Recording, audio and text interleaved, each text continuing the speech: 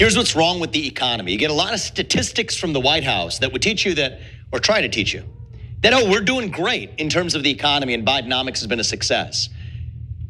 Here's why people don't actually experience that in their life. Prices are going up. Interest rates, that includes mortgage rates to buy a new home or otherwise, mortgage rates are going up, and wages have remained flat.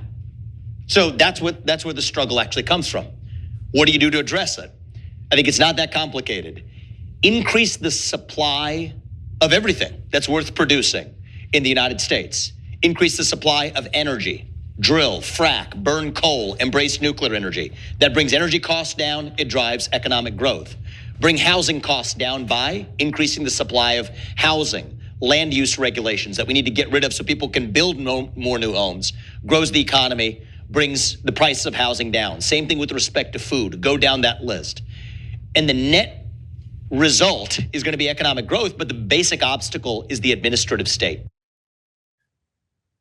Oh, there's so much wrong in this, and I will play Ro Khanna's, but it's just amazing to me that he names the problem, right? He's like, and wages have remained flat. So what we need to do is, and you're like, raise the minimum wage, raise wages, pay people more.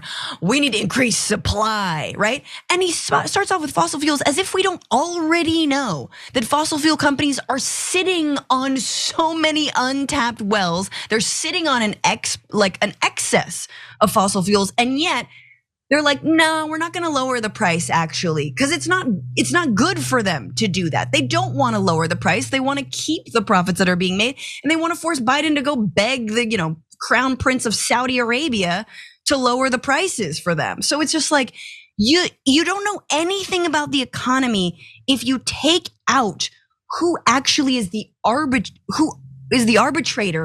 of the profits that are being made. Are these companies publicly owned? If they were, I might have a different answer. But the fact is, the more supply you have, the more greedy rich people, unless the administrative state actually taxes them fairly or requires them to not sort of become massive monopolies and conglomerates, they'll just keep on keeping the money for themselves. Mm-hmm.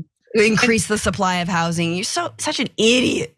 It's so ridiculous too, because yeah, you're right. He identified the problem, like wages are stagnant, but his solution was not increase wages. It was just, massive handouts to capitalists. And I'm someone who does believe that we need to increase the availability of housing for people, but that doesn't mean just allowing, real estate developers to create buildings on valuable land and then hold those until housing prices skyrocket and then fill those units, right? Or never fill those units, because sometimes it's more lucrative for them to never fill those units. It's changing the way that we regulate land development, we regulate housing in this country. And I mean, we just saw a landmark ruling against the Association of Realtors, over $1 billion that they owe in damages for price fixing for housing.